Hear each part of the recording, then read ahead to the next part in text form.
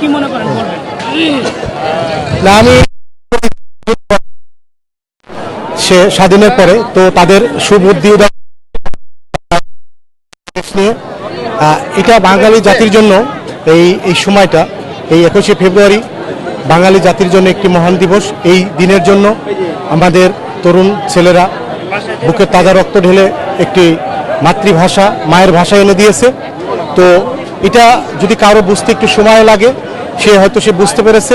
জামাতের আমির সাহেব এখানে এসে ফুল দিয়েছেন, আলহামদুলিল্লাহ আমি এটা খুবই পজিটিভলি নিচ্ছি। তারা আমাদের স্বাধীনতার পক্ষে, স্বাধীনতার জন্য কথা বলছে, এটা সত্যি সত্যি আমার জন্য অনেক ভালো লাগার। আমি বলবো শুধু জামাতের আমির নয়, বাংলাদেশের প্রত্যেকটি মানুষেরই উচিত এই দিনটিকে স্মরণ করা। এই 21শে ফেব্রুয়ারি কি, 21শে ফেব্রুয়ারির জন্য কিভাবে আমাদের বাঙালি তরুণ ছেলেরা, দামাল ছেলেরা বুকে রক্ত ঢেলে দিয়ে এই বাংলা ভাষাকে এনেছে। আমরা অনেকেই ভুলে যাই যে 21শে ফেব্রুয়ারি বলি, বাট আমরা বলি না যে 21শে ফেব্রুয়ারি আজকে বাংলার কোন দিন, কোন মাস, এটাও আমরা বলতে ভুলে যাই। তো আমি মনে করি যে আজকে এই বাংলা ভাষা, যে ভাষার জন্য যেই শহীদ হয়েছেন, সেই বাংলাটাকে যেন আমরা বুকে ধারণ করি।